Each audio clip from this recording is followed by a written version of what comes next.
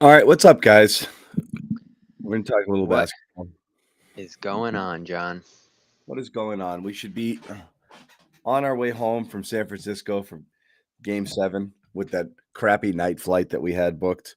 Um, and we're not. Instead, we've been basketball free for several days. We had to watch Draymond Green, you know, make an ass of himself 8,000 times at the victory parade today, and that's what we got. So that's it. Parade done. Season over. Draft coming up on Thursday. Off season officially begins. So we're gonna kind of do a little primer. This is a off season. I mean, and Bobby, it's fast, man. I don't understand the NBA's thinking with the off season this quick after the finals. It just seems silly. Well, you gotta get ready for summer league. We're just a couple weeks No, away. but Got to all sort of that it roster out.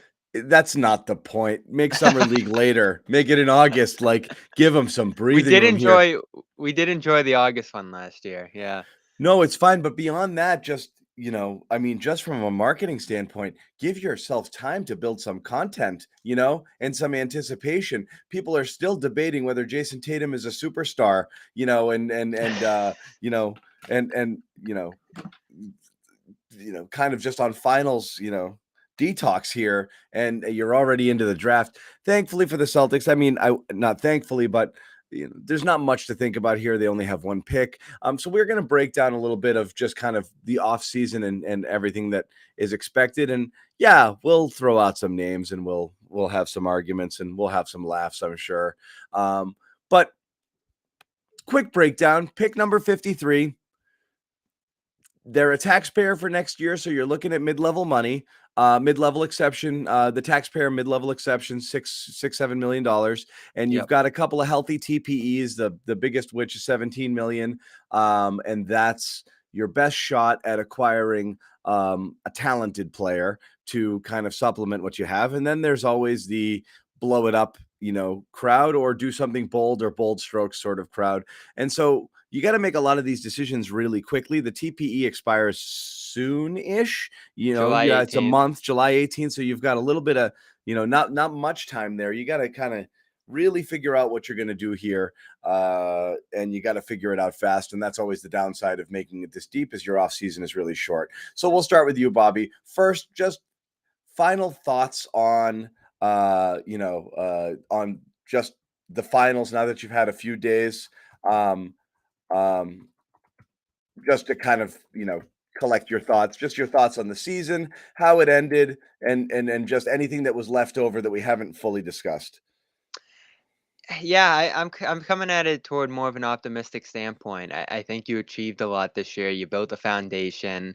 You definitely put yourself in position to win it all, and you always want to take advantage of that because there is no promise you'll be back, especially you considering injuries or anything else that could pop up along the way here.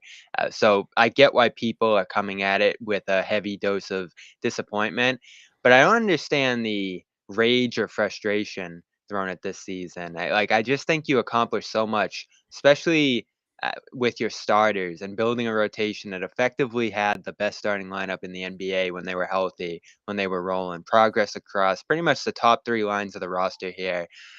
So I'm very satisfied with where Jason Tatum is at. I'm sure we'll get into him, but he's the least of my concerns going forward, even if he is the headline disappointer coming out of the finals. Yeah. Jaylen Brown, I've been saying it for years, untradeable.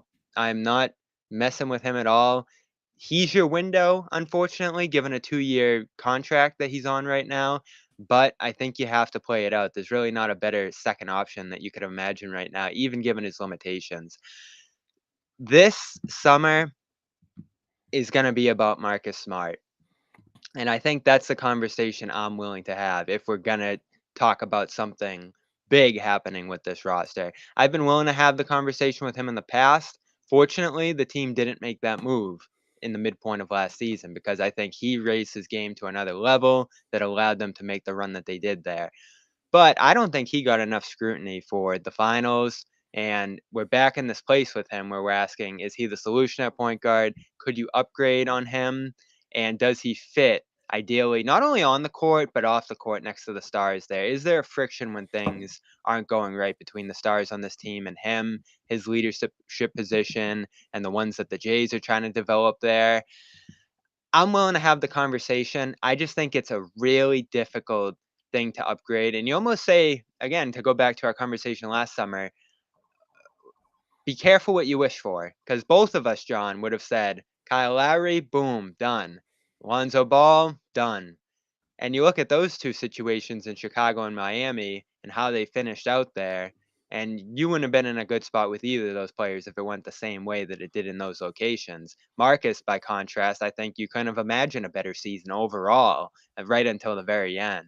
So we'll have this debate as we do every year with him, but I think you got a great amount out of him this season. He won Defensive Player of the Year. I thought he took strides as a point guard when he was disciplined in that position. So I'm leaning more toward keeping him, but I'm willing to listen to anyone's ideas when it comes to upgrading on him, because how are you going to argue with the fact that ball handling and facilitation is a problem on this team after they just went turnover crazy through the postseason? Well, I have a hard time disputing that. there's a lot of layers to that, and we'll get into it as well, because I think you've got to. I think it's a problem that goes beyond just smart. But I'll address that. Just want to ask, just globally, your opinion. Is this team, and I want to get into smart for sure. Is this team Is this team a legitimate finals team in the sense of, do you expect? Meaning, Come like, on. no, meaning like we've seen teams get to the finals and think, hey, we've arrived, and then you see them finish 7th in the conference the following year, or get eliminated in the first or second round. So nothing is guaranteed in this conference. The question being is, like, do you view it as like, yeah, the Celtics were clearly the best team in the East and they're on the way up, or it's a team that caught some breaks along the way, some favorable matchups, had some injury luck, XYZ, and ended up there, but it could have gone the other way? Because honestly, which camp I'm in. They were playing great in the regular season and they caught some breaks along the way. They could have lost in the second round of the Bucks, and then I think people would be having crazy conversations, Bobby. They would have been having them for a month if they lost in the second round of the Bucks, saying, you got to blow this up. This team can't go anywhere. All of that was smoke and mirrors, blah, blah, blah. But they get there and you have different conversations, which is, can you just add a piece or two? And again, the one thing I've been pretty honest about from the get-go, right? I would judge them the same way if they lost to Milwaukee as if they won the finals. Honestly, you're going to look at the roster and say, what do you need to do here? Can they get back? Are they legitimately this good? And so I still think you can have those questions. But what is your viewpoint? Did this team evolve? Have they arrived? Are they the favorite in the East? Are they the best team out there? I think it's fair to call them number two, because I won't argue with the Middleton point. You look at how that series went, and he probably would have flipped it. Now, you don't know how the matchups shake out and how the Celtics would have played things differently if he was there, but Rob missed most of that series. And if you throw Middleton into it, certainly I think the Bucks have the edge. But you also smoked a Brooklyn team that I thought people looked at as a contender coming into this season. You had the head and shoulders advantage over Miami, who was the 1 seed, if you're looking at it from saying, all right, the only reason this was close is because the Celtics had these major ball control issues that blew a few games for them there. So they are certainly in the upper echelon of this conference. I don't think they're far enough behind Milwaukee where you say, all right, there's a gap here that they can't bridge. They'll be right there with them. They have good personnel to guard Milwaukee, as we saw there, and they went toe-to-toe with the guy who matters there, Giannis, and they solved him by the end of that series effectively by wearing him out. There was extra pressure on him because of the fact that Middleton wasn't there, but he still had a great array of role players around him that Boston was able to shut out while containing him. And so this defense that I loved all year from the Celtics that did persist into the finals. I think Golden State averaged 103 by the end of the series per game with a great offense. You feel good about that being a 4 through the regular season, the identity of this team. a unit that's able to raise the level of its offense of the team's offense when they get out in transition and things like that. And then you hope that you make some upgrades here and that guys improve individually enough to be able to raise the team's half court offensive abilities. And I So still believe in Tatum in that so sense. herein, and so this is how I think I want to transition a little bit into the offseason. This is where I think you're a little bit stuck. And this is where you and I have been at loggerheads here in terms of roster construction. Every time a name gets mentioned, someone like you or someone, lots of other people will be like, that guy can't defend. He's a liability. Fine. I understand that thinking, but also if they can't play offense, that's a problem too. And so you lost because of your offense, not your defense. So now it becomes, what are you looking for? And what are the Celtics looking for in the offseason? And I'm going to use the Derek White example. I thought that the concept behind Derek White was flawed. Not that Derek White isn't good, not that Derek White isn't a useful basketball player. I didn't understand them needing a defensive specialist who's a combo guard that neither handles the ball and runs the show, is not a shooter, and also just is more defense on a team that was so desperately starved for shooting. Didn't understand it then. I think they thought they'd get a little more out of him than they did. And since they For didn't, sure. since in fact it went in the other direction, you could argue that it was a disaster because I think they were projecting more and they got less and they were like, crap, that's not what I wanted out of this. So my point is, if that's is that the best player they thought they could acquire, or are they married to this Ime philosophy? And is it a shared philosophy with Brad of everyone plays defense, have no weaknesses out there, everything is switchable, and that's what we want to do? And is Well, that that's what they're got going to them be? where they went. Sure, but it also it can only get you so far. And so the question is that going to be a problem? Like, is that going to be a thing where you're going to remove anybody? You're not even going to consider a small point guard that reminds you of Kemba, because they're going to get hunted defensively, or a Duncan Robinson, who, if you wanted to absorb his contract per se to get a shooter that another team desperately wants to get off their roster, wouldn't even consider it because he's a defensive liability. Are you limiting yourself because you're married to the fact that everybody on the floor has to be able to play within this defensive concept? Are they willing to change everything that got them where they got this year? Because if they don't, you're going to have a lot of the same. You might find people that fit the system, but you could end up with the same exact problems at the end of the year when you just don't have enough relief for Tatum and Brown, or enough shooting on the floor to space it, or enough dynamic playmakers on offense who can initiate offense on their own. That's going to be an issue. So I'm really curious what type of player they're targeting. I think those are two different conversations, the two you bring up there, because I wouldn't sacrifice what they're doing defensively by trading Smart for a guy who's less of a defender, possibly more upside as an offensive player. I think they just did the opposite of that, and it was the biggest difference between the 21 and 22 teams. So I'm not going to take away defensive pieces from this team in search of offense. Like Rob, I almost look at him going into this offseason and say he's just about untouchable, because I think he's the engine that really drives this defense, the scheme that takes them to the next level and gives them that championship upside. So I'm not looking to move him at all. I do think you have to look at more trade off with Smart, but I'm not going to trade Smart for Jalen Brunson per se, who I think would be a dramatically worse defender in that spot. And I don't think the He upside you get would from be, him but then it offensively. becomes, and again, this is what I don't understand, is the Golden State Warriors were playing lineups with how many weak defenders? The Golden State Warriors are the second best defense in basketball, had how many lineups with multiple people on the floor who were not plus defenders? Quite a Yeah. few.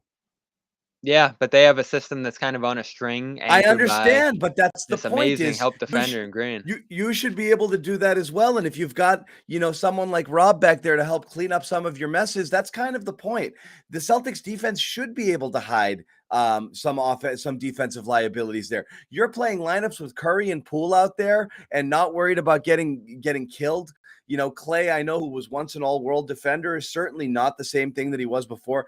I mean, he's more than capable, but he's not a lockdown guy anymore. But I mean, there were lineups Golden State was playing with guys who were not absolute killer defenders because they recognize the need for offense, and they're your champs.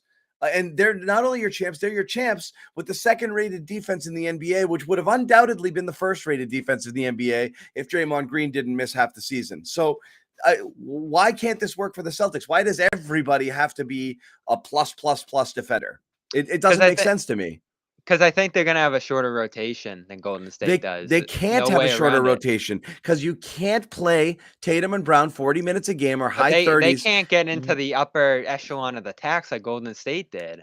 Like, there's just no way you're gonna be able to match that level of depth. Now, you do have to get to, like, 9 or 10 here, I think, but you're pretty limited in how you can get there. I'm not opposed to bringing on Robinson, and this is the second It's half not of the even the question you just Robinson as asked much there. as Yeah. it's not even Robinson as I'm saying. I use him because one, he fits into the TPE, and two, he's exactly the type of player that is all offense, no defense, that immediately gets dismissed here because the idea is that you have to be able to play defense to play within the system. But So you're I'm not giving wondering, up any of your defenders for him. So yeah. I feel better about that because you could put him out there as one singular defender who you can hide. Because against most teams, Golden State's probably one of the exceptions offensively. You can hide one guy, and the Celtics did that with Pritchard and Neesmith for stretches this year. I think you can get by with 4 great defenders, especially if Rob's on the floor, sort of in that green role, protecting the back end. Like, there's a security blanket there that I think you can get away with one guy. But if you're trading in a central core rotation guy like Smart, who's playing 36 minutes a game, and you're bringing in a Brunson and saying, all right, we're playing this guy 36 minutes a game, that I think changes the fabric of your team. And do you gain enough offensively? Do you gain enough playmaking with a guy like that it's going to make up for the amount of defense you lose as a team? Because I don't think you're the number one defense anymore at that point if you're playing You're a guy like not, that but for. that's there is where someone like Derek White all of a sudden becomes something a different story because now Do you you have do have confidence in him stepping in? none, but it doesn't matter. Meaning, I have more confidence in him. Look, I have more confidence in his role on the team if you had someone else there, if you had your offense defense sort of combo, and certainly if you, let's say, replaced Smart with someone like a Brunson, then you would have White for more of a defensive sort of minded lineup. You could play both together, and you could hopefully find someone else who could come in, as a more of a shooting type option who could play alongside White. Or, what you'd want Pritchard to be, which you probably don't necessarily have in Pritchard. But I mean, you're finding different combinations that work there. I just think you have a couple of problems roster construction wise on this team right now. I do think having 2 elite wings as your 2 best players negates part of one when they're both on the floor. Where I do think from a roster perspective, you'd be better off if you had an elite person at one position and an elite person at a different position. That's just one thing. So I think there's a little offset there between the Jays. Just, how many times do you see it's your turn, my turn? It just defaults into that sometimes because those are the types of players that they are. I think you have the same redundancy, obviously, with Smart and White. And that's a bit of a problem because it doesn't allow you to play different types of lineups. It allows you to do the same thing. But the So problem is this is you have a real tough time generating offense. So you don't have that like turbo button you can press when you want to kind of get. So Ime's trying and mixing and matching and trying to find different lineups. And really at the end of the day, it's I just need Tatum and or Brown on the floor at almost all times if I want to have an offensive lineup out there. And that's limiting because it puts such a heavy strain on those guys. Yeah, and I think when we talk about this real point guard conversation, which I hate, but after what happened, I'm willing to have. I don't think there's a guy out there that There would isn't. have the That's the ball problem. and There isn't. be solving that problem 40 minutes a night. The ball is going to be in Tatum's hands. That's the whole point of this, is that you want the ball in his hands a lot So I for him to don't be able want to it in do a his lot hands a with it. lot. I don't. I don't like the offense when the ball is in Tatum's hands all the time. I really don't. I really do think you need. That's the problem. And On this this is team, I have enough spacing, and that's where I was going with this. You need to be able to generate better spacing with this team, and we saw them at their best when Grant was that guy. That obviously died in the finals. If you can add some layers of spacing on this team, where if they load up against Tatum, I think you're going to be a much more dynamic offense because that guy, whoever it is going to be shooting wide open shots. It's just, as you said, it's Smart and White out there in crunch time taking those shots. Or Yeah. it's Grant and Al who are a little unsteady in that spot, taking big shots at the end of games. So can you find a guy, and they've been looking for this since Ray Allen, it feels like, that now that Neesmith's flopped and other guys haven't worked in that spot, that wing shooter. Grant did a great job with it this year, but I don't think he can handle it alone and log 30, 35 minutes a night across a bunch of different lineups playing that role. You need multiple guys that can do it, I think, and you need to be able to play versatilely. So Yeah. my biggest thing that they need going into this offseason is a third wing. They got to find a guy that can allow them to play three wings out there and be more versatile offensively while still playing the defensive system that they want to. Yeah. Not as much double big next year, not as much Grant and Al, Grant and Rob. Grant's still more of a big, I look at him, than a wing guy, even though his defense got much better this year. I want that third wing, and Yeah. I think that's attainable. Without knowing who these people are, things that I would do differently next year is go away from double big, and You have to, for Al's sake. for Al's sake. But the second thing I would do is I would stagger Tatum. I know Tatum and Brown are going to overlap quite a bit because they're your two best players. You're not going to play them 24 minutes each, but I would stagger their minutes more and try to surround them with shooters. That's what Ime wanted to do. Remember, he was talking about that earlier in the Yeah. year. He was like, "We want these guys to play together, but we're gonna, play them across different lineups too." I would like to see them staggered more, where it's no doubt that you're the guy out there, but also when defenses draw, you have to be able to make the defenses pay when they sell out to stop those guys, and they can't, and they don't. And this is where I think there's a bit of a problem is because those guys aren't necessarily playing off one another. It doesn't matter when they're both out there at the same time. Only one guy's got the ball in his hands, and the defense is just watching that guy, and that's about it. And then they can leave almost everybody else open except for the other guy. So I mean, there's just not. It doesn't really help you the way that the roster is constructed right now. The burden is really heavy on those guys, and I don't want the ball in their hands a lot. They should not be making plays, and the reason they're making so many plays, or the reason they're asked to make so many plays, is I think you have to look at the way Ime handled things this year and think they're not just doing whatever they want out there. He does not want the ball in Smart's hands that much. So I really question whether or not Ime believes truly that Marcus Smart is the guy for this team. I think he recognizes he's the best guy he's got, but I don't think he's not the guy with the ball in his hands in crunch time. No, because again, I think they want to run an offense that loads up against the pressure that Tatum and Brown draw, and then get the ball out and create all the movement from there. And that's when we saw them at their best. And they certainly reached a level this year where they were assisting on like 70% of their shots during the postseason and made magic happen. You can show a bunch of different plays through that run where the ball is just whipping all over the place. I think it's underrated, the progress that they made in terms of running that kind of offense. Out of that, lead into turnovers at times. Were there times where they just need to take more advantage of their shooting, particularly in the But finals there when the turnovers were rampant? I don't understand wanting to play with pace and also wanting to run the offense through Tatum. Unless Tatum gets a lobotomy, or unless somebody just shoots him up with energy drinks prior to the game, you're going to get what you're going to get, which is walking the ball up the court or getting the ball in the half court and then just stopping and settling it down. And it's just not. I know you might want one thing, but you're not getting that thing if you're running the offense through Tatum. Yeah, it's difficult, and he improved at it through courses of the year. Probably went back the other way later in the playoffs. But again, how are you gonna change the identity of this team when it's Tatum's team and he's gonna have the ball in his hands a lot? I think there's probably some ways to counteract that mildly, but one thing, if we're looking at all the options here this off season, I don't think there's anything you can do unless you really want to dream big with the Bradley Beal thing, which we've talked about for a year and a half now, that changes the identity of this team. Unless you're willing to part with Smart, Rob, and go a lot thinner and build around 3 stars, which just doesn't seem to be the way the Didn't league's we going just anymore. determine that's not the solution? Yeah. Here is the solution, okay? And this was this was in there's two options here, okay? The most obvious option is spend your way out of this, okay? And as best you can.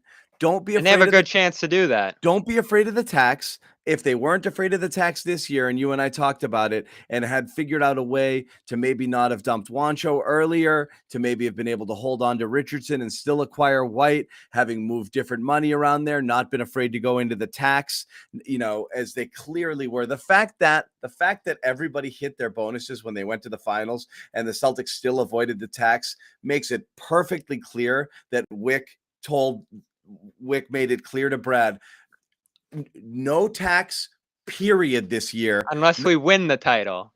no matter what. And I want you to cross all your T's and dot all your I's and make sure all those bonuses, even if they come through, we're not, because it isn't just paying the tax. It was the $12 to $13 million non-tax team check that non-tax teams were getting at the end of the year. And Wick wanted that, which makes it easier once you get that to spend into the tax this year. So I understand the thinking, but I mean, again, you see a team like Golden State, $89 million over the tax. You're never going to be that here. But if you've capped yourself at like 8 or 9 or 10 million, you're also going to be seriously restricting what you can and can't do. And the only way for this team to improve as currently constituted is to spend way into the tax. At the very least, you're hoping they use both the mid-level and the TPE. And according to Brian Robb at Mass Live, front office has been cleared to significantly expand teams' payroll heading into next year. What significantly means, obviously, is that's a subjective term.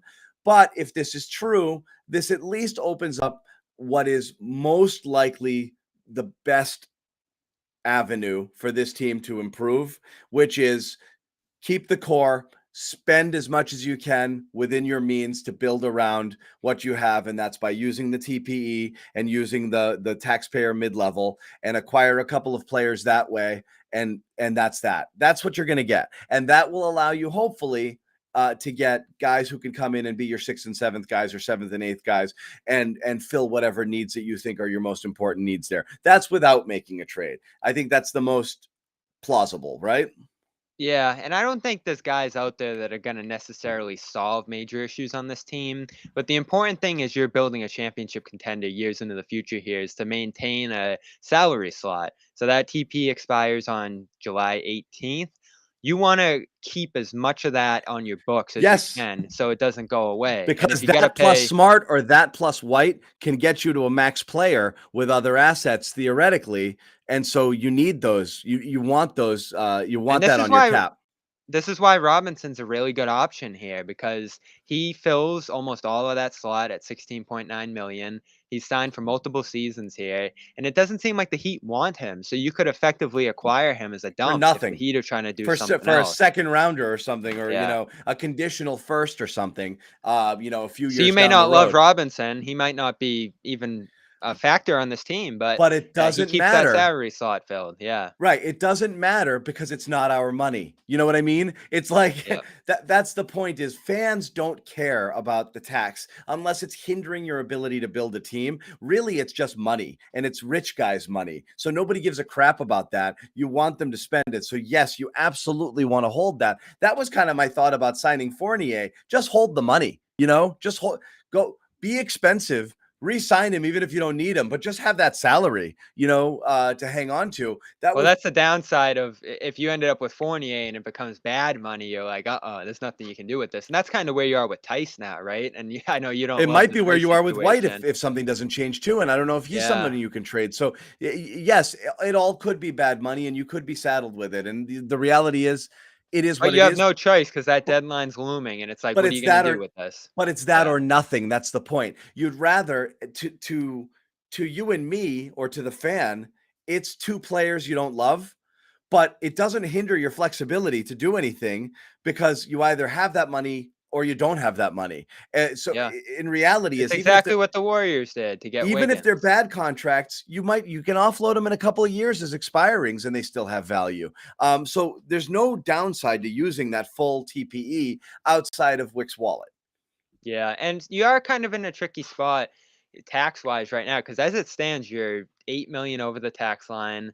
That's about 12 million in tax. And if you go across that, the increase in terms of penalties does increase pretty drastically. So you had 17 for Robinson. That's potentially, almost 3 times that value. And then, from there, if you had a mid-level guy, it could be over 3 times that value. So, are you looking at like a 40, $50 million tax bill alone? I think they can cover that after years of not paying it here. And if you want to invest in a team that keeps Tatum and Brown around for years to come, plus you'll get some relief with Horford next year, you would think. I think now is definitely the time to secure that flexibility And into the future and get 2 guys that might be able to help you. Like there's and a world where Robinson helps you next year, and a mid-level guy will definitely help you to some degree. and it's not we're not married to Robinson here. It's an easy name that fits in the TPE, that fills a need that another team isn't really interested in. We're not Will saying that. Barton's another one, I think shorter using term. it is the most having the flexibility to use it is the most important thing. Ideally, you'd bring in a guy who wasn't tied for three years longer, who you're not sure what their value is going to be. But yes, finding a way to use it is fine. The problem is the better the player, the deeper you have to go into your vault of draft picks, which means realistically to get somebody good for that TPE, you're going to have to give a couple of first round picks, which That's is the going to point. If you're doing like a herder, like what do you offer for a herder, or nothing. a Barton or going down the list here, other guys that have real value, Kyle Kuzma, like that. Those kind of guys are almost unattainable because you don't have much to offer. You Josh have nothing to Hart, offer. yeah, Kelly Olynyk even. I don't even think you could go get Olynyk right now. Right. So the good thing about Robinson, even though he has a lot of downfalls and he's very expensive, is he's free. So like that's what you're looking for there is just to maintain as much of that salary slot as you can and pay as little as you can. Cause I don't think you want to offload a first of, what would it be at this point? A 2024 first? If you were giving up After a the first draft, for you one of can these trade TP next. guys. After the draft, you Okay. can So trade next 23 is year's. Yeah, available. you Yeah. can So trade it. You just can't trade it now. yeah, so Yeah. I don't think you wanna do that, even though I'm in favor of stacking those up and moving them if it's the right kinda guy. There just isn't the right kinda guy that's available to you right now, and this is the tricky thing, like, there's nothing out there that I think just dramatically changes your roster, and you can dream of bigger moves, but I just don't think they're realistic. I mean, we started off the show talking about Brunson. You realistically can't do that because you're hard capped at 151, and you're at 151 right now. So there's really no way you can hard cap this team next year and fall under that unless you make dramatic cuts to the edge of the roster. So if you're going to make a big change to this roster, you're going to get a lot thinner. And we saw what this team looked like when they were very thin late in the years. We just talked about it. I think you want to be deeper. I think you want to be more versatile. I think you're good with 1 and 2 options being Tatum around, and Smart as a third is that playmaking scoring hybrid there. Like it's not perfect, but nothing in the league's perfect. You look at a Well, lot of that's the rosters problem around the is, league right now, it's like every team has flaws. It's yes. just yours is a really frustrating one. And here's the two arguments being had simultaneously, okay? Because it's fair. I'm gonna go into my little bag. I do not Alright. like Tatum. I do not like Tatum and Brown as your Clip that no. right there. We'll No, use meaning that. I do not like your two best players both being wing players. I don't think it's an ideal roster construction place. I would rather than Tatum and Brown, I would rather it be one of those two and an absolute elite, playmaking point guard or an elite Chris big. Paul? No, meaning like what if there was John Morant and Brown or John Morant and Tatum, I'd feel better about it than the two wings. That's all I'm saying.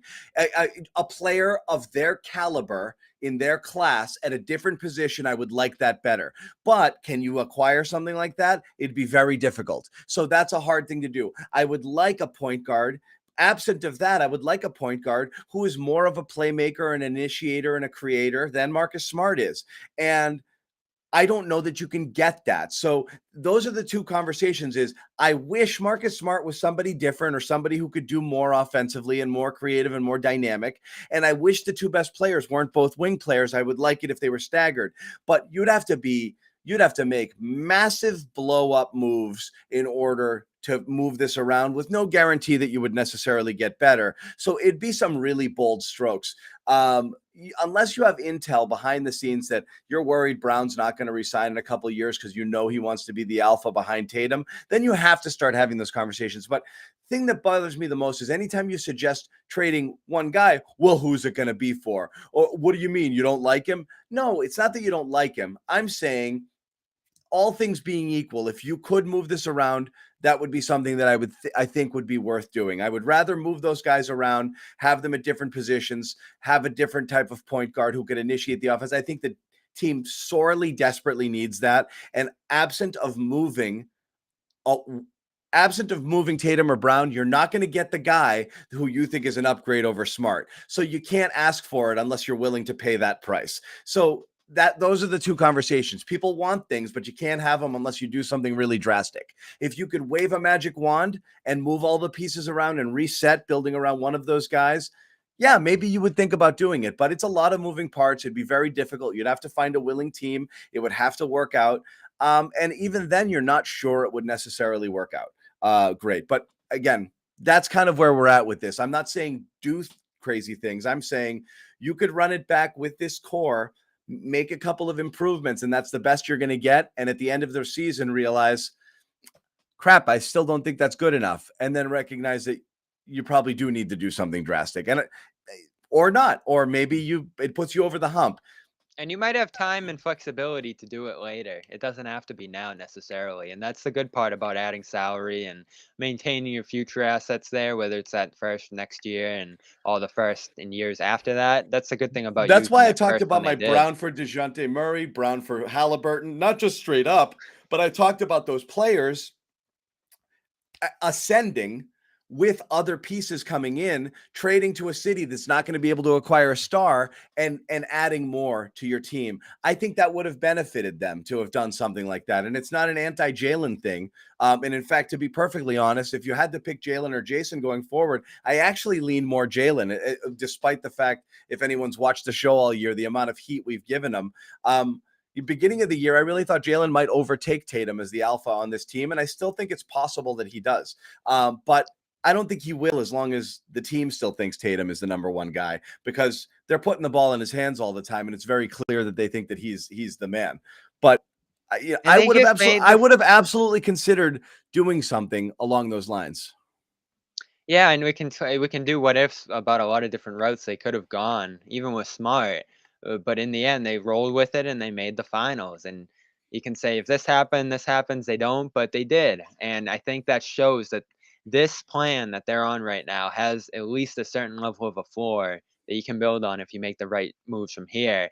The tough part, I think, and this was still my biggest takeaway from the finals that I wrote about for Boston Sports Journal this week, is that the depth of this team really failed you. And if I haven't agreed with much that you've said tonight, John, but the Derek White, the Derek White thing, like I was so excited for it. And I thought there was so much possibility from that move now and into the future. I thought it might even allow you to trade Smart at that deadline. But none of it panned out. Nothing about that move worked.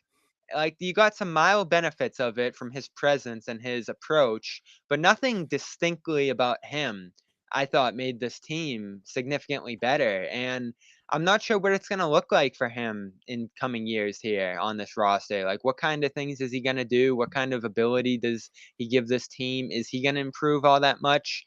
The way they used him wasn't great, and what he gave them was very tentative and unencouraging for much of his time. He had a nice little run in the East Finals there. His shooting was dreadful, like worse than you could have imagined. So I don't know what's going to become of him. I'm worried about the depth of this team more than anything. Is Grant going to continue to ascend, or does he fall back a little bit from that 42% mark? Pritchard, I think you lose. I don't think there's much upside there at this point. And I think this team's actually going to be looking to replace a lot of what Pritchard and Yeah. Neesmith bring to So the table at those spots. So that's my thing, you got to Bobby. get deeper. Bobby, I said this and everyone got mad. Like, you got mad during the year when I said this. I was like, what this in the simplest terms, what's the team's most likely objective this offseason? That's to find two guys to play in front of Grant and Pritchard. Okay. That's what I said. That's probably the most likely thing. What they're desperately looking for is two guys who are better than Grant and Pritchard to eat more minutes and really be your seventh and eighth guys, be able to go 10 deep using those guys, but not be depending on them for, scoring or the only 3-point threat on the team, or 18 to 25 minutes a night. That's just a role that's, I think, beyond what you want from those guys. You want 13, 14, 15, 16, 18 minutes on a night. Certain nights you might go up to 20 if there's a hot hand situation, but you're desperately looking for guys who are going to play in front of them, not behind them. You're not looking for the 9th and 10th guys on the roster. You're looking for your 6th and 7th or 7th and 8th sort of guys. And again, we always talk about like a Jay Crowder type is exactly what this team needs. And I know that's hard to say, that he's a starting player on one of the best teams in basketball. So that would be a dream. But I mean, a 3-and-D sort of guy is what you need. Those aren't, And they don't, Grant was that for the they whole don't, regular season I and know, a round or but two. they don't grow on trees, those guys. So you gotta. Grant was the closest thing they had on the roster, and he absolutely played well and beyond expectations. But they're still looking for better than that, because I think they recognize what Grant is. I think a name that gets thrown around is PJ Tucker. Again, he's 125 years old. So again, at some Yeah. point, that's going to expire. 2017, I would have loved that. Yeah, that's going to expire. But you watched him do exactly the type of stuff you would like to have somebody come in off your bench and do to you. You see him locking up and making life hard on Jason Tatum, who's first team All NBA.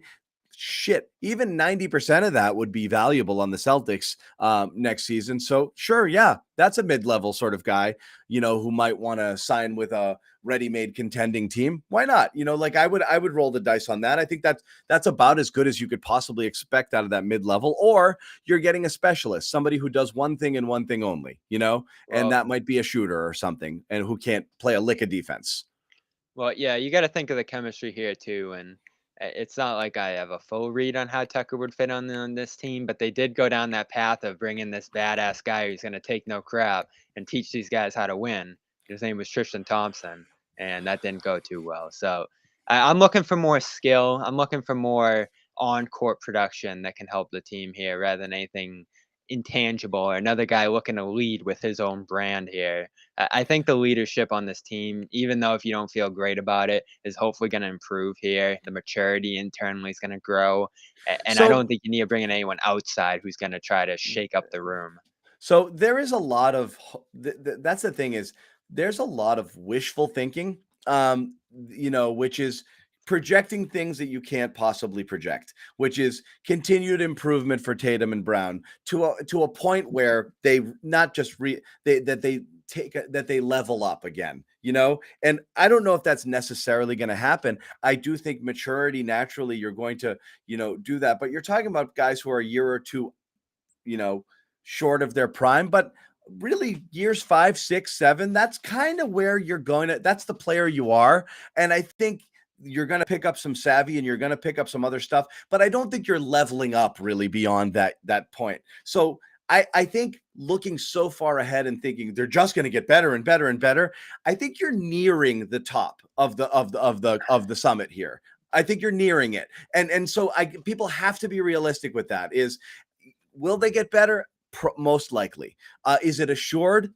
Definitely not. Not to Well, a Tatum point. did just go from no team at all to first team. It's a I pretty significant understand leap. that, but I mean, again, you look at his numbers across the board and they're fairly similar. So sometimes that has to do with the competition. You're looking at John Morant, who probably makes it, who fell out. You're looking at that weird oddity with Jokic and Embiid both canceling each other out as two of the best players. You're talking about a year where Paul George, Kawhi Leonard, Dame Lillard didn't play. Anthony Davis didn't play. So, I mean, Yeah. there's a lot of like high pedigree guys who are easily in the top 10 mold who didn't play at all this year or had their seasons cut way short. And to really say that, yeah, he's established himself there. I don't think that he was that hugely different a player year over year than he was last year. I think he should have made one of the teams last year. And I think he made first team this year because he deserved it, and it was close. And he might have been a second teamer, and I wouldn't have lost my mind over that either. But I think he's close to the same guy. So again, incremental change. Is there a leap? Possibly. You're asking can with see him, it. you're asking with him, can he get into the top 5?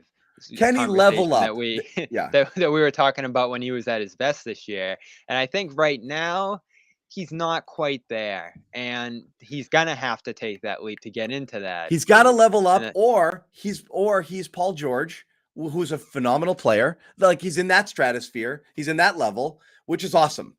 That's still an Yeah. amazing player. If you told me you could draft that player and have him for 15 years, you'd be like, yes. So again, it's not a disappointment to not be Kawhi Leonard.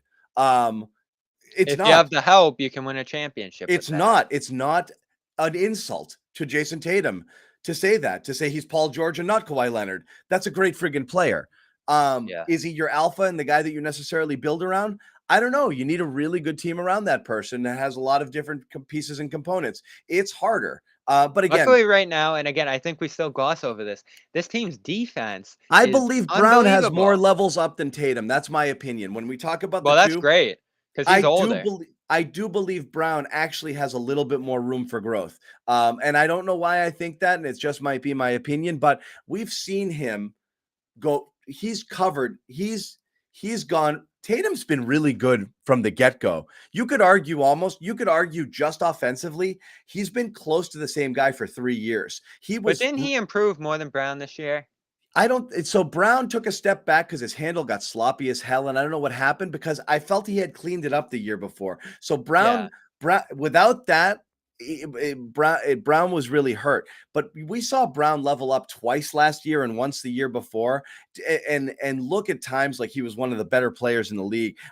It's there. I just don't know how to access it. With Tatum, I think He's you've got to seen. embrace that growth Tatum sought out. And Yeah, again, I'm not saying Brown didn't seek it out because he was in the film room with Ime during the winter when the yeah. COVID stuff was happening and everything. And he got that winter run there at point guard for the month or so. But that's what he's going to have to go through and the team's going to have to embrace. And they tried it last year. They just weren't successful at doing the same stuff playmaking wise Yeah. with Brown that Tatum did. So, And if you want him to take that leap, he's going to have to do it as frustrating as it's going to be. But the difference between those guys is Brown has significantly better athleticism, and honestly, you might argue a better shooter as well. And so Tatum has to get in the lab a little bit this year to figure some stuff out because that handle's not great. He's not getting by people off the dribble, and really his strength is in kind of being able to hit those really tough shots. My biggest problem with Tatum Either is of those how handles are great, yeah. they're not. My biggest problem with the thing is, though, Brown is so athletic, he can get easy buckets. My biggest problem with Tatum is every shot is a challenge for him. He gets so few easy baskets. There's not a lot of superstars that can't count on a few easy buckets. Tatum can count on very few easy buckets. He has to work for hard. The degree of difficulty on a lot of his shots, even the ones around the rim, he's horrible around the rim for an elite player. There's not a lot of high scoring players who do that. And you can see that in his true shooting percentage and other things like that he just doesn't make enough shots because he takes tough shots. He doesn't get enough gimmies. It's going to take them some time to get better at what they need to get at here, which isn't just ball control and making the right reads, which I think were the two initial steps here. See, talked about the people things they say weren't stuff able like to do. this. Which statistics show that Tatum is a better shooter than Brown? Show me the stats. Brown is better. No, it's close, and it's not. Brown is a better shooter. Brown is a better. He's better from two by a significant margin. Yeah, I think Tatum's better from three. Brown's better from two. Maybe. I mean, they're in the same conversation from three in terms of their percentages right now. The last couple of seasons. We got our count for the pressure they received. Tatum substantially more pressure, double teams, blitzes, all that different kind of stuff than Brown receives. He's the beneficiary of a lot you're of that. talking about either you build a Phoenix team that has stuff everywhere without a top 5 player, but with a couple of excellent players, and then hope that gets you there. And it didn't for Phoenix 2 years in a row. Or you have faith that Tatum is legitimately ascending to that top 5 player role and can be that monster that can carry you on his own. Well, let's talk Rob, because the difference between Phoenix and Boston is you did lock up Rob at $14 million, and Phoenix is going to lose Ayton because he's up to $30 million. So that was a really good move, a really important move. But the question you're asking there is, can you count on his health year in and year out? Because I think we both agree that if Rob makes the leaps he could potentially make here and stays healthy, so that's the thing. He's got a championship over the next couple years. And so when you look internally, again, I honestly believe Tatum is at or close to his ceiling. I think he could get stronger again. And I think if he does, he will finish through contact and you'll see those easy buckets. That'll be the thing. Everyone is like, he got too strong. I'm sorry. He's still not strong enough. It's not even close. Oh, Oh, he got man, he went back to so many bad habits in the playoffs, avoiding contact. avoiding Oh, Kai was man. he got too big. It affected his shot. No, he needs to be much stronger for the type of player he is. He has to recognize he's not that shake and bake wiggle guy who's going to be beating guys off the dribble. He's got to be strong. He's got to go up and over people, into people, get to the free throw line, and then just shoot over them. That's it. He is weak. He needs to be much stronger, much stronger. That's the key for him. And that will improve him, because I do think, like I said, athletically, he's not an athletic freak, so he needs that strength. The great guys in this league either overpower people Yes. or their skill takes them to another level, Luca, and I don't think Tatum's look at skill them. has ever Luca, been. Ja, Yeah. like their freakish athleticism. Luca's skill is off the charts, or Adetokounmpo. Like you don't have a He's lot of gotta be guys who more like Antetokounmpo, yeah. he's got to be a little bit more forceful. Yep. Yeah. Because the stars are. I mean, they will their way. If Tatum was gonna win those finals, it was gonna be through willing his way through Green at the rim and overpowering those double teams into the lane and scoring at the basket. I mean, if he put, let's say, 75% of the makeable misses at the rim in, probably would have been a completely different series. Completely But he different. just wasn't forceful enough in the interior. Yeah. And it felt So like the physicality and everything he faced caught up to him mentally by the end of it. So he's still playing a little bit of AAU college ball with just kind of getting guys on a string and just like, The he's just step back. playing in the park, step back sort of stuff. And let me take this guy to school. And honestly, like the reality is if you went through the numbers and you looked at it, when he's guarded by elite wing defenders elite athletes, elite wing athlete type guys who are long, he can't get by those guys. They keep him in front of them. And he can't necessarily shoot up and over them either, because they play I him mean, so Wiggins dominated him women's ate him defensively. alive.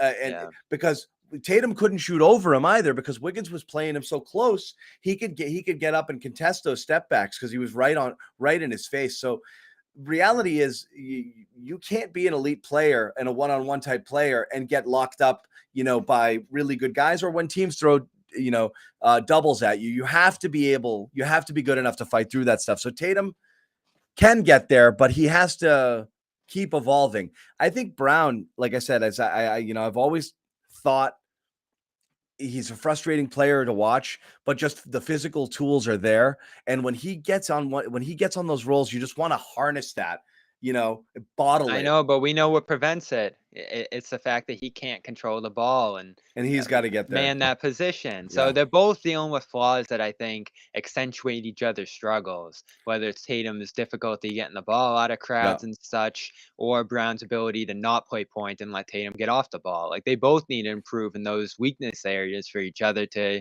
reach a new level here. And I thought they both took steps. They certainly started passing to each other and screening for each other and all these little things we look for throughout the year.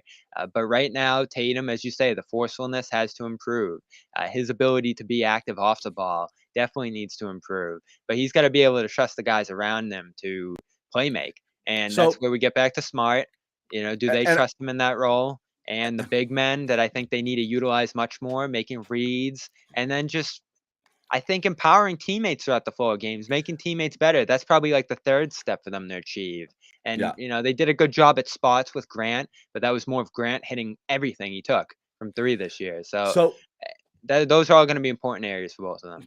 So again, I just want to be clear, because I see a comment like this. This is not a Tatum overreaction. It really is. I mean, and then Bobby can attest to this based off of a lot of our chats, behind the scenes. I, you know, I I have some concern. I really You're do. concerned, John, if they stay the same. If Yeah, they're adamant about reaching new levels as players, this is gonna go well here because they're both young and they both have enough years left together, I think, to see this through. yeah. But if they stay the same and they're satisfied with who they are and they think, "Oh, this is good enough. I'm who I am," it's not gonna end well. because I just don't think you can improve the roster enough around them for these guys, who they are, to win you a championship. It's pretty close because of the defense, but offensively, you saw there was a lot to be desired out of this group. So this is all we can talk about free agents all day long. We can talk about the TP all night long. You can dream a Beal if you really want to, but no matter what they do, it's going to be about these two reaching a new level. It's 100% in terms of two things. Will they reach that level? Do you believe that they will reach that level? And do you believe that they are intent on staying here together to see it all the way through? And this Do you is have any where, other again, choice? the Celtics, who? The Celtics. Their only choice is to look to deal one of the two in a blockbuster trade. How can you do that though? Right after you make the finals. Oh, is Brad gonna come out tomorrow and be like, "We're looking to move"? It's not likely, but I mean, again, we're not again, this is where people kind of get the conversation wrong. It's not a matter of trading a guy because you don't like him. It's trading a guy because you think the team might be better with another player as good as them who does different things. That's it.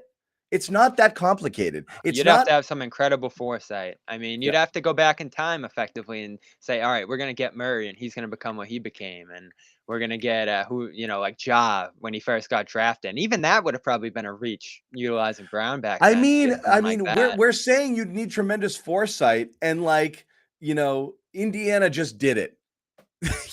They traded an established all-star player, for a guy who they thought is going to become an all-star. And I said at the moment of that trade, the best player who just went in that deal was Halliburton. Easier to Like do it when you're out of the playoffs though it than when is, you no just made the question. finals. No question.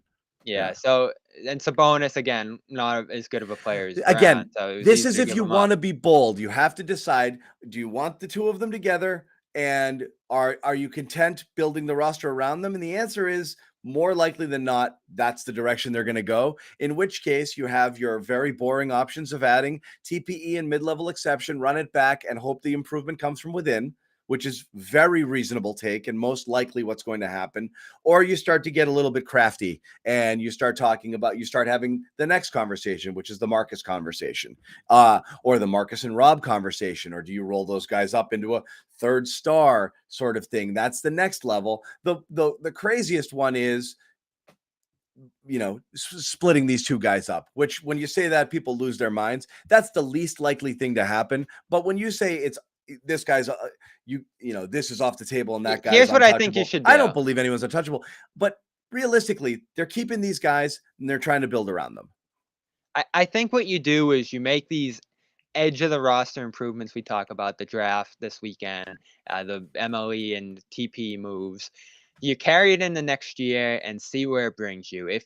If you're really having big offensive struggles, if it's not working with Smart, I know you're not necessarily in a position of strength then, but I don't think you're in a position now where you can get ahead and make that Brown move you're talking about, or make that move that upgrades Smart.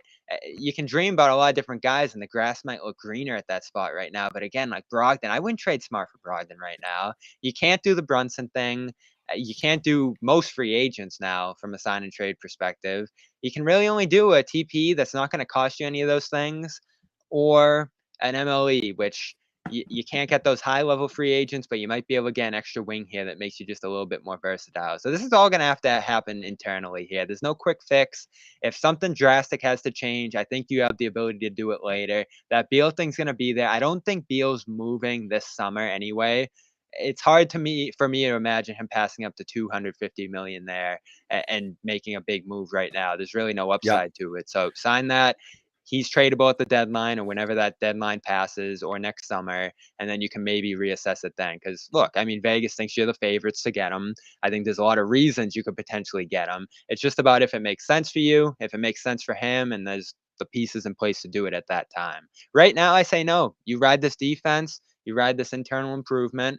Yeah, you try to get better along the edges and set yourself up for stuff down the line, and you feel good about what you just did last year and the coach. And I think that's the safest move. I think it's the most likely move. When I say do other stuff, I'm saying I don't think it's off the table simply because you reached the NBA finals. I think there are ways to improve your team that could involve things that nobody would ever think of or discuss. And I think it's okay to think about them or discuss them. Realistically, though, the smartest thing to do is run it back and then try to build around them and then hope for that internal growth. And again, of course, you're going to hope for internal growth from Tatum, who's 24, from Brown, who's 25, from Rob, who needs to get himself in shape and get himself healthy. You've got enough young guys here that I still think there's So another let's level. say, Yeah. I mean, I think we both realistically So improve. before I we think we do, both. before Okay, we go ahead. do, I want everyone to make sure that they remain calm here, because I know Yes. when we talk about things like, when we mention Jaylen Brown and Jason Tatum and people I'm not advocating trading Brown or Tatum. I'm advocating the idea of exploring all options necessary to potentially improve your roster, which could include splitting up the Jays if you thought that was going to make you better. Nobody is off limits. Nobody is untouchable here. There's not only one way for this team to win. That being said, I don't see it happening. But we do want to talk about calm because, we don't want to get too worked up here heading into the offseason. We're supposed to relax, Bobby, right? We just worked hard. Playoffs lasted, what, like 3 We're months? trying, yeah, Uh, but uh, man, we're trying to catch up on this draft stuff right now, and it is not easy. No, we got a lot coming up. We got Brad Stevens addressing the media I on can't wait for that because Brad doesn't usually say something, but he'll usually like set a theme that makes you think about what he's thinking he about. may definitively say something along the lines of like, none of these guys are going anywhere. Like we've got our guys here, and just double down on stuff. So you could see that. But as far as calm is concerned, we just want to tell you, if you've been watching this podcast, this show, you know that one of our sponsors throughout the basketball season is calm.com, number one mental wellness app. I know trying something new is intimidating. Meditation, something you've heard about, you don't know exactly how to get into it. This is super easy. Just go check out Calm. Great way to relax your body, get your mind right. Morning rituals, it can change your day. Evening rituals might even be more important. Okay, the way you wind down and the way you get your mind right and before bedtime, and Calm can really help you do that. Stop your mind from racing and your thoughts from drifting, and you just drift off to sleep naturally. So again, it's a sleep aid. It's a wellness app. It's got great stuff like breathing exercises and guided meditations and curated music tracks, imaginative sleep stories for children and adults. A lot of great stuff that can really, like I said, help you relax, help you get to bed at night. Several members of the Garden Report use it. Sherrod Blakely's a Some big yoga user for of the morning. calm.com. Yep. Jimmy Toscano, calm.com. He can't get enough of it. So again, go to calm.com/garden. You get a special offer, 40% off a Calm premium subscription. I know you'll say things like, oh, I can find this on the web. Trust me. Having all of this in one place, the way that it's laid out on this app is going to make things so much easier for you or for yourself. Just try it. Check it out. At least go to the website. Check it out. 40% off a premium subscription. Once again, go to calm.com/garden. So let's get into the you were about to say here on the off season. Oh, geez. Yeah. You derailed me. All right, so I'm gonna ask you this because we both generally agree Yeah. That this is that the best way. Right. Brown and Tatum probably aren't going anywhere, even if Right. you think it might be an outlet or a possibility to Again, in a dream trade stuff world, for I him. wish Yeah. the two best players didn't play the same position. I don't know how you move one or the other and make yourself better automatically. Yeah. So let's say that they're both staying put. How would you address the Smart situation right below it? Because that's certainly one I think there'll be a little bit more consideration for on Boston's side, looking at improving, I so just given I how it ended. so again, I would make I think Marcus was really hurt. I think Marcus was playing great basketball. I think Marcus was one of the reasons they turned things around.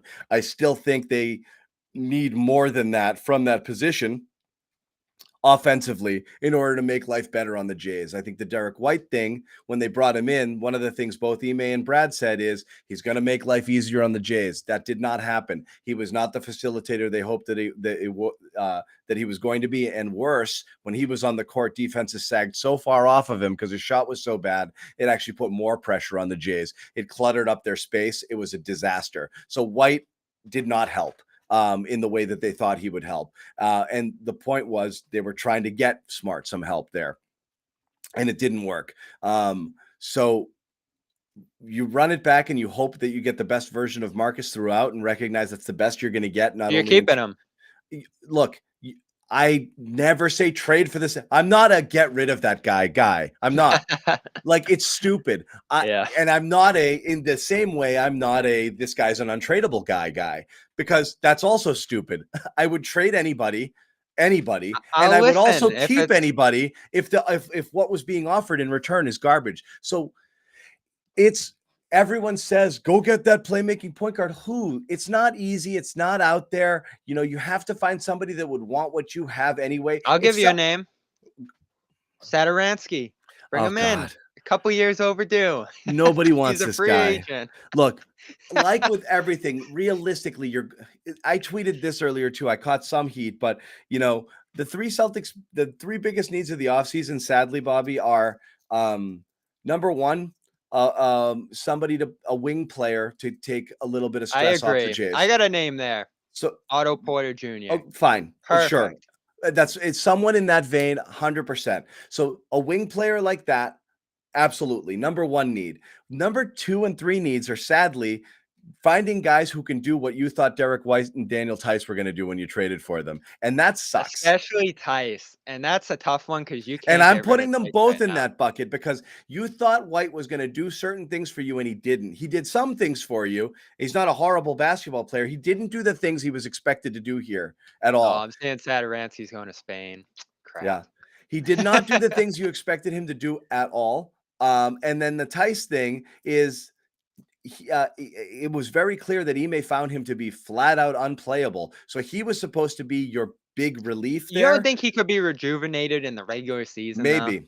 Though? He needs to be because he's stuck, and you're in trouble there if you can't play him at all ever. Because he's here for 2 more years at $9 million. Between those two, 2 years for Tice, 3 years for White, at an average of 26, 27 million per year over the next 2, plus having given up a first round pick, a future swap, Richardson, which would have been an expiring contract this year, and a player of value that hanging on to him wouldn't have been all that bad. And whatever, Romeo, doesn't matter.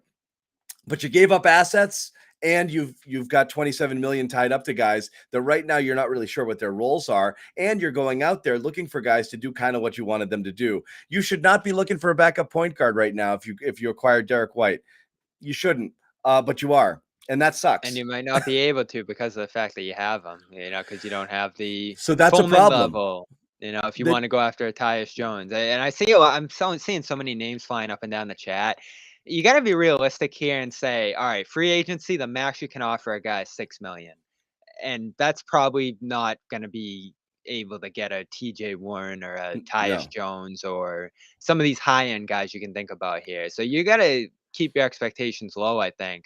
Not to mention Sexton and Brunson, who would have to come via sign and trade, which is just impossible right now, unless you're moving out tons of salary. But I think you need to keep your expectations low. You got to keep an eye on that TPE list, guys that could potentially come in via that route.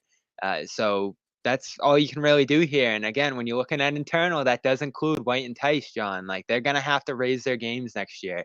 They're going to have to become more of the parts of the solution to this, or they're in trouble, because I don't think you can effectively move either of those guys or improve on them. You could move them, but it'd be a dump, right? Like, I don't think anyone sees value in White right now based on how he played. No one sees value in Tice right now, certainly. No, so you're stuck with those guys, and the problem is you actually need guys to do what they're supposed to do. So the fact that you're looking for a backup point guard after you acquired White, and you're looking for big man depth after you acquired Tice for 2 more years at $9 million per is bad, and so you're going to question whether or not those were horrible trades. Mid-season. And I'll say, it'll become very obvious very fast. I think everyone's willing to look at it and say, wait and see, but I said it during the year. Brad had a great preseason and a really bad middle of the season. And again, it's not that White is awful. It's that the team had different needs and you didn't address them. And now you still have those needs. Now you need shooting. You need a backup point guard. White provided neither. You need big man depth, and Tice didn't provide that. And you're still short a wing player. So you need all of these things, which is a little bit frustrating there. Where are you at on the Pritchard Nesmith types? So I'm all out on Nesmith. I think, and I heard, you've said this before. I really do think that, listening to Neesmith talk was almost sad. Like, I'm a phenomenal shooter. I lost my confidence. What do you need to do? Back to the drawing board. You don't want to hear a guy talking about going Take a back to the break. drawing board in year 3 or taking a break when you're a third-year player. You don't want to hear a guy not sure whether he wants to go to Vegas and work out some of the kinks. He should absolutely be going to Vegas, but I understand working with a shooting coach and doing some other stuff like Grant did this past summer might be something that would work for Neesmith as well. So I don't care. I think we might overdo. He dominated at Vegas last year and he looked great, and we were very happy, thinking that So did Pritchard. he Oh might have more man. confidence. But the reality is, I the game moves too freaking fast for him, and so I don't know how you fix that. It's not a mechanical thing. If this is a guy, it's actually even worse if Pritchard's telling us. I mean, if Neesmith is telling us that he's knocking down 90% of his threes in practice and then looks horrible in a game, because that shows you that it's not a mechanical issue. He just can't play in a game. He just can't play at the NBA level. And it just might be too fast for him. This is the type of guy who, honestly, after next year, if he doesn't show improvements, he might be in Europe. He might be gone. He might And be I out. think the thing we forget too is they got to decide, and I guess it's actually this fall, but they got to decide on a $6 million this year before he even plays a game again. Yeah. So you got to see something that makes you think you're going to invest in him next season, 2024, that is. And I see comments like this, Bobby. You and I was so heavy on this bandwagon, especially last year, and it wasn't because I had faith in Neesmith. I just wanted to see him play. Thank God they didn't go that route, by the way, right? I know, but a year ago, I just wanted to, what I said was a lost season, I wanted to just give him some run. And I honestly would have liked to see some run this year, because I thought the stuff you wanted to acquire, you wouldn't be able to acquire. And you had to see whether you had it here first. And yes, there's a world in which Neesmith possibly had his confidence shattered by Brad and Ime by being jerked around the last 2 years. Absolutely possible. Coaches do that to players, and maybe there is something there, and maybe the Celtics are doing a really bad job at developing it and unlocking it. I'll leave open that possibility. What we've seen, I see a player that cannot keep up with the speed of the NBA. It moves too fast for him. But there's a world in which these guys have done him no favors, and maybe he's much better than we give him credit for. I don't know. I'm open to that possibility. Unfortunately, you haven't seen enough of it. I think he got a little better at defense, but every time you put him in, he couldn't dream of making a shot, and they were almost all wide open. So he's running out of time fast, and I wouldn't behoove the Celtics or blame the Celtics rather if they move on at this point, because again, you have to make the decision on 24 now. If he's not going to summer league, if there's really no way to gauge whether he's going to help you going forward, it might make sense to throw him into some deal and try to get a more experienced player at that spot, because you're going to do that anyway, right? You're not going to Yeah. rely on Neesmith going into this season. And If he people, shows up and helps you, great, but they're going to look to replace him almost immediately, don't you think? yeah, and I will ban people from the chat if you keep saying Madar or Juan Bejaran. Those guys can't play. They can't even play overseas. They can't play. They can't play at that level. They're not coming here to play, guys. I won't rule out Yam. There's room for him. Juwan, he's too young. I think Juwan he's couldn't. 19. Juwan got dominated in the league he played in. This he cannot play. Yeah. He cannot play. Not yet, guys. Take it. Neither of them are solutions, certainly. No. And as for Thursday, I think you're probably going to be going in a similar direction at 53 to those A guys. draft and stash. Yeah. Because you can't. What are you going to do? Bring a guy in here? I mean, You could. They have roster space this time. Last year, I don't think they had roster space. They do. And if you see a guy who's like, yeah, let's give it a shot. I know it's a joke, Kibram. For some people are dead serious. There's a lot of people in this chat who think Yam is the answer. There's people here who legit think he's better than Marcus Smart right now.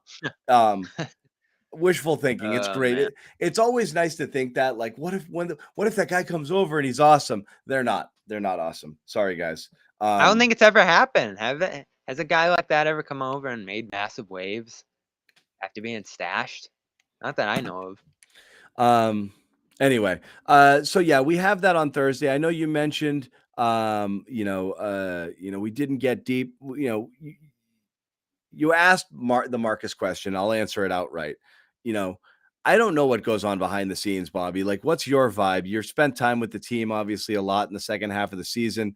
You know, I don't know what's happening there. I do question how much Ime loves Marcus as a player, just based off of the responsibility that he kind of gives him. Marcus has multiple times thrown out comments of like, well, if I had the ball more, and I feel like that's kind of like little pokes there, So I think they recognize it's an imperfect marriage, but they made it work. And I think that's the best way I can describe Marcus. I think Smart more than anyone else made it work by reeling his game back in, setting ample screens right through the finals. I thought his off-ball activity was really good. His decision-making improved until late. I still don't know what happened in the finals. Maybe you chalk it up to injury or something else. Still such a strange series from him. He shot well in the second half of the year, and he won Defensive Player of the Year. So all in all, you take all that, and I thought he handled You things would. incredibly well. He always wants to do a little more. I I still think think he's sometimes best suited as a sixth man and a closer. I think sometimes the Jays could trust him a little bit more because, again, I think good things happen when he touches the ball.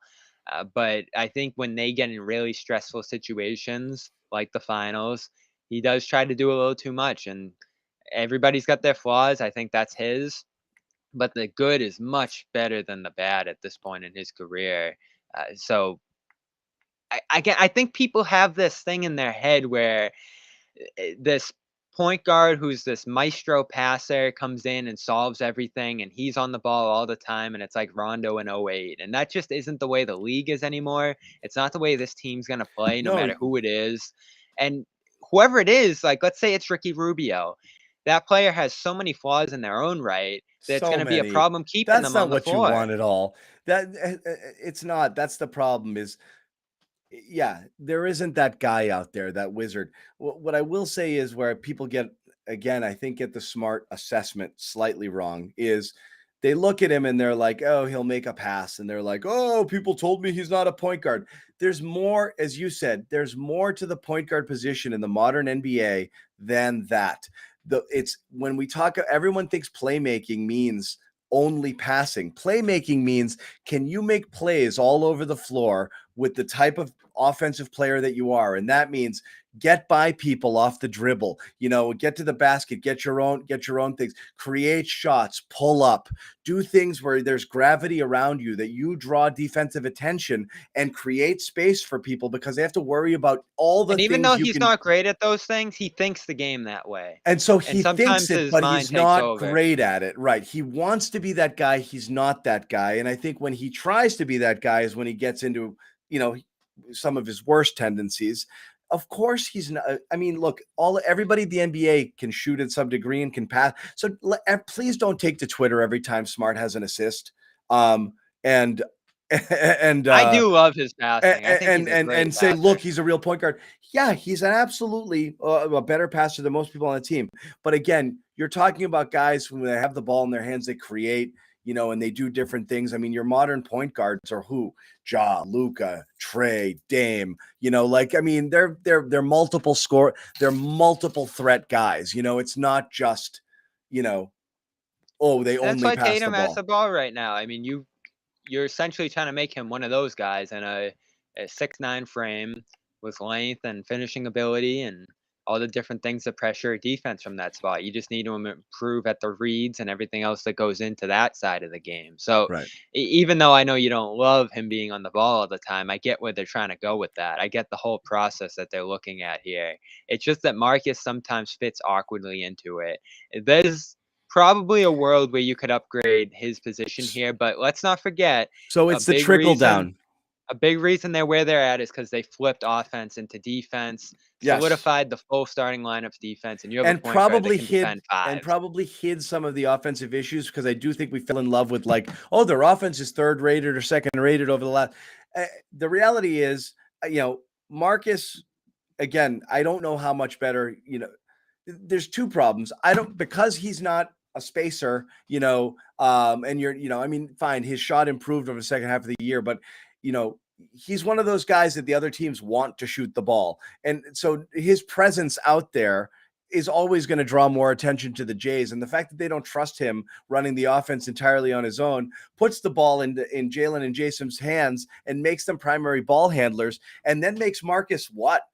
A spacer and a not great shooter. Like, it's a weird fit, if That's you where it have gets awkward with him, and that's what it made White's addition so devastating, is because he basically became a worse version of Smart became at a that worse spot. version of that. So now he's not running it. He's not setting up for those guys. The defense isn't paying attention, or not only that, they want the ball to swing to those guys. So they're going to leave them there. They're going to crowd the other That's guys with the always ball in been their hands. Boston's issue, yeah, it's And like so every postseason that's run, where it it feels hurts like it you. ends that way, So yeah. you have to look at Smart, not just for the things he does when he does it, but because he is who he is, and the fact that they won't let him just run the show, it creates a situation where he's the other guy also when he's on the court, which is the guy who doesn't have the ball in his hands, who's really just a spot up shooter when Tatum and Brown have the ball and are trying to create on their own, facing double teams and not being great ball handlers or great passers themselves. And it really mucks up, really kind of Yeah. mucks up the engine a little bit. So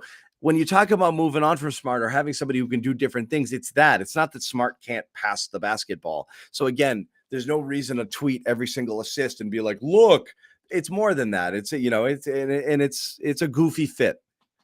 Yeah, and I don't think his value's enough to upgrade on him, which is important, and No, you want him he's there. more valuable to you than he is to other people, for the most part, I think. Especially now that you have this five-man starting lineup that just smash teams, and Yeah. there's a world where if you're fully healthy with those 5 guys on the court, you're beating teams by big enough margins where you're not in crunch time a lot of the time, and what's gonna be important to making this roster deeper and diversifying yourself, and especially bench guys improving like White and Grant, is to have more options in crunch time, to not have to necessarily go to White and Smart every time, or even have Smart on the ball all the time in crunch time. Like, as you said, six man. I don't think you can get back to that world, but in 2019, when you had that roster, there probably would have been games where Smart wasn't on the floor if it all worked out. So does Robinson come in and make himself an option And in those spots, yeah, or Porter, one of those wings? yeah, There's not a lot of avenues now to making yourself deeper and more versatile, but you put yourself in the right direction if you make a few good decisions this yeah. offseason. Not to mention bringing in some good young guys that have some upside and you feel good about playing and developing, if Couple that's more possible. Couple more things I want to hit on before we go. The number one, we've thrown it out a bit. I know it's getting traction, so I just want your quick thought on Bradley Beal. It's not. It's not. Let's not have the conversation about whether it's realistic. If it's realistic, it's because Beal desperately wants to come here. And he says, I really only want to go to Boston, make it work, which means you unload every draft pick going into your future. And you probably have to give up Smart, Rob, a whole bunch of different things and anything you can to make the deal work. So you're going to empty the cupboard completely and basically have a super team that has 3 players. And then you want to worry about bench depth. You'll have none of it. You'll be G Leaguers the rest of the way. You'll be Sam Hausering it like for legitimate 15 to 20 minutes a game. And some people actually want to see that. But I thought we were past this, Bobby. I thought this year proved the 3 superstar thing isn't a thing. I know people will say, oh, you're bashing Tatum and that's an overreaction to the finals. No, I think that's just an assessment of the type of player he is, the type of player he needs to be for them to kind of get to that next level, or, get over the hump. I think the Beal thing is a crazy overreaction. That, like, get the 3rd star. It's the only way you can win. Yeah, I think it's a reaction of someone who really doesn't believe in this core and what they did this year, or the players who stepped up, whether it's Grant, whether it's Smart, whether it's some of those guys lower on the roster. If you think they're going to take a step back, it would probably make some sense to consolidate, or Rob's health for that matter. It would make sense to consolidate some of those things and get a star. But But do you as want we've to? Yeah. talked about, yeah, you don't want to be in a situation like the Lakers were in, where if one of those guys are hurt, your season's over, or Lord forbid, Bradley Beal's health goes down the tube, or his game continues to You decline like only it did get last Beal year. if I you're mean, going to trade. You only get He Beal really if you're going to struggled trade last year. Jaylen. And I'm not saying to do that. Directly or indirectly, because adding him could lead to Brown's departure down the line if he Yeah. doesn't feel like a big enough part of this equation here. Now, there's some benefits to possibly getting him too. Like, is Tatum more comfortable as a second option? Would Beal's presence here, even intangibly, make Tatum feel better about being here long term, or more comfortable about just playing his game and not having to carry all the weight of being the face of the team, or making all the right plays, or doing everything 100% to a T, and dealing with the criticism of it. I think there are some tangible benefits to and intangible benefits to making Beal the centerpiece of this team. I just think it comes at such a huge cost, not only salary wise, but what you lose, especially Rob. Like Rob, I look at as a deal breaker there. I think even with his health concerns, he's too good to pass up for a guy It's like Beal. it is funny. The Rob conversation is so interesting because And these people who think you're gonna get him for White, Tyson, Grant, forget no. about it. No, the Rob conversation is so interesting now because last year, before, when you're talking about including him, you're still talking about including potential. You've got tangible evidence now for over a year and a half that Rob Williams on the floor makes them immeasurably better on offense and defense in Even in the finals, in plus 30. such a provable. It's you see it with your eyes and you see it with the numbers. The numbers hit the on-off numbers with Rob are off the freaking charts. And I don't love selling out on stuff like that all the time, but his value might be We see it.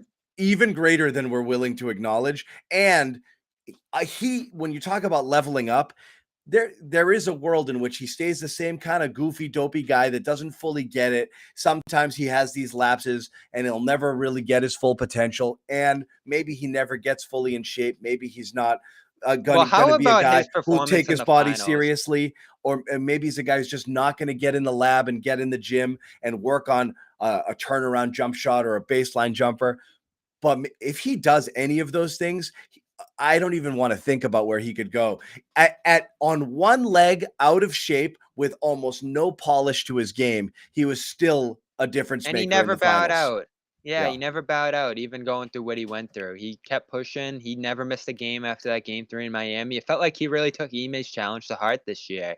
I thought he, more than anyone, had the most important finals performance on the Celtics. And maybe that's not a high bar because everyone struggled, but it went almost overlooked how great he was in that series, how much of a game breaker he was, and potentially being a guy who could flip that series if he was himself. And now you would hate to go through these next 2, 3 years and have each year the final assessment be, oh, if Rob was healthy, they would have been in position. But when you have him and he's made the Imagine improvements if and there you've was invested in him, I yeah. don't know how you can throw it away now. Imagine if you had a someone like this, like someone, who was looking for Rob, you know. And that's why the third layer I talk about with Tatum and Brown's improvement, I'm always going to go there. You can't involve Rob for the whole game. I mean, that's half your job there, is They making forget guys about him. consistently Ime involved. Yeah. probably draws one or two up to start the game, and that's why Rob starts. How many games does Rob started with 4 or 6 points in the first like Yeah. 3-4 possessions, and then never touches the ball again? I couldn't believe how little they used him in the playoffs as a playmaker. And part of that's on him getting more aggressive and demanding that role. I think he's pretty conciliatory toward the others and letting them do that. But he has a great ability. There were a few assists to Tatum in the finals that you looked at and said, wow, he's still capable of that, even at this Yeah. health level he's at right now. I'm thrilled about Rob's future. I was a skeptic in the past. He blew me away this year. Unbelievable. And if he didn't get hurt, he would have been my defensive player of the Yeah. year. And on a team that's dying for easy buckets, my God, like this guy shoots 80% from the floor for his career. Like this is the easiest bucket you Started have hitting on his the free floor. throws too in the playoffs. Yeah. He got so much better this year. Yeah. I mean, to go from a guy who was kind of funky and out of position defensively to legitimately a defensive player of the year candidate, unreal. Little stronger on the boards. I'd like to see him get stronger in general. And I want to see him really get his body right. I do think he was hampered by coming in out of shape. And so he needs to really, you want to see a metamorphosis from him. He may challenge him in his exit interview. Yeah. I think he was really the only one he mentioned by name. What did he So say specifically there? got to get stronger and get healthier. Yep.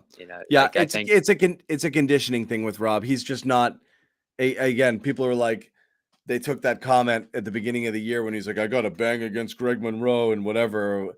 And it was you got a little chubby. And he did. He was out of shape. He's horribly out of shape. He couldn't jump. He just looked terrible to start the year. Last thing I you wanted to feel. talk about. Oh, go ahead. No, you go ahead. I was gonna say one guy we didn't mention, Al, real quick. You feel good about him next year? I mean, you wonder whether there's a world in which Al will take some sort of restructure or something, to finish out his career here. It's tough because he's at 19.5 now, right? I thought about you got so used to saying 14.5, but they made the finals, and now it's He's 19.5, so there's not 19.5. even much wiggle room to No, no, restructure, no. yeah. Now it's 19.5 to 26, but you wonder, I don't know if there's something that can happen there, but I think Al comes back and you can count on, you just got to find a way to reduce his minutes a little. And we talked about it a little with the double big thing. I think playing only one of those guys on the floor at a time just helps preserve each of them. And it also, just gives you a more dynamic lineup. So I do think you need to get away from that double big starting lineup and find a way to stagger their minutes. One thing we wanted to mention just in passing, again, just because the ripple effects that this could potentially have in the East. And I know people are, the Schadenfreude here is off the charts and people are just, doing victory laps over the dismantling of the Nets. But Shams with a report today that Irving and the Nets are at an impasse. He could seek to opt out or more likely opt in, but look for one of those sign and trade situations, which I think would have to happen to get anywhere he would want to go. Lakers, Knicks. I mean, if he goes running back to LeBron, my goodness, that would just be perfect. I mean, he's got no shame, despite all the comments he's made in the past. Now, with Brooklyn included about staying and being there with Durant, now it looks like he's making a little bit of a leverage play here to what? Get his full salary, to get the year security, or I don't know what. It definitely is a leverage play, and I could see him doing it. I feel like the Nets. I've said this since that series where he just looked unhinged and uninvolved, and I thought just the whole experience with him this year was not what they want to roll with going forward into the future. Even Kevin Durant at this point should start to have some questions about where this is going with Kyrie as a player. I'd let him go. I'd take what you can get.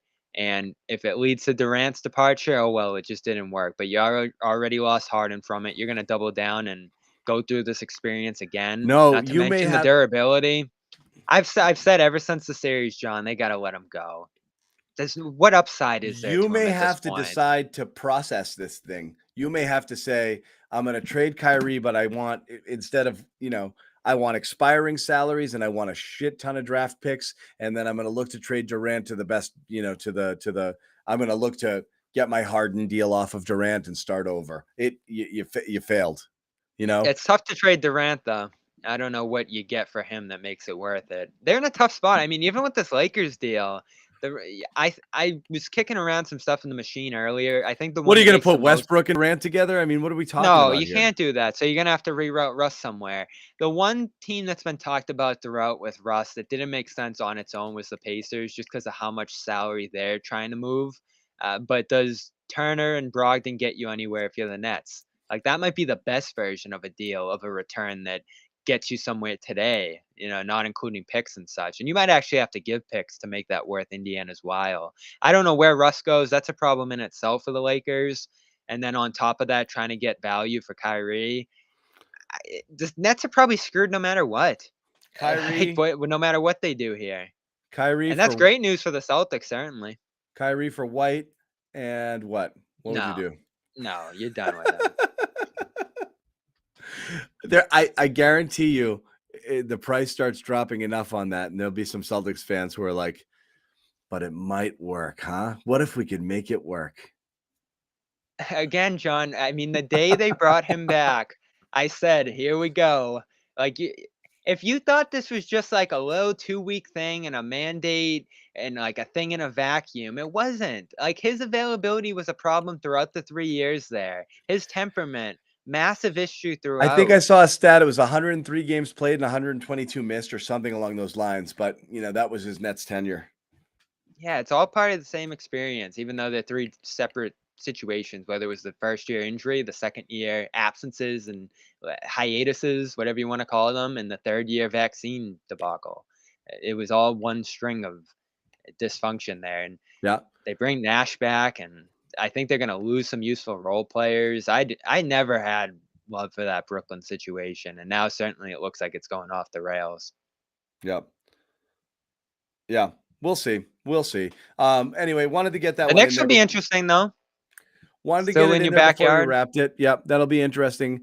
And it's always good theater, but I did want to mention that before we wrapped completely. We went a little long, but again, we had a lot to talk about. Brad Stevens talks tomorrow, so we're going to jump back on and do something after Brad, and dice up some of his comments, see if we can read anything into it as we head into the off season. Bobby and I will also be back on Thursday to do some draft related content. Again, the Celtics only have one pick there, but we'll be on standby should there be any unexpected moves or trades, and then we will analyze the Celtics selection at the That's end of the good. We can night. almost go live after the whole draft since they're Yeah, picking at the end. We so don't we'll really have just to wait. sit here and wait. Yeah. Bingo. So we'll wait, but we'll be around. We might pop in when they go on the clock and then kind of react to that pick, and then we'll see what they say afterwards. So we'll have content coming up the next couple nights, as always. Content sponsored by Calm, #1 wellness app right now, calm.com/garden. Receive 40% off a Calm premium subscription. Please go check it out. And of course, subscribe to our YouTube channels.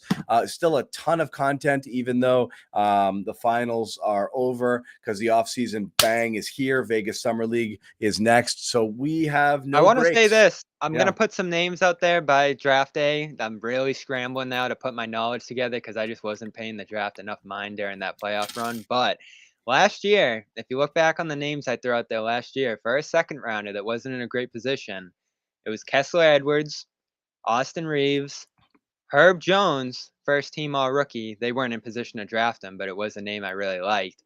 And Jawan Begarin, who they ended up picking. So Yeah. my list wasn't too bad. I had a Yeah. lot more time last year, though. Yeah. A lot more time. But one way or the other, Bobby's going to dig deep, and he'll pull some names out of a hat and see what the Celtics do there. And again, trades are always possible.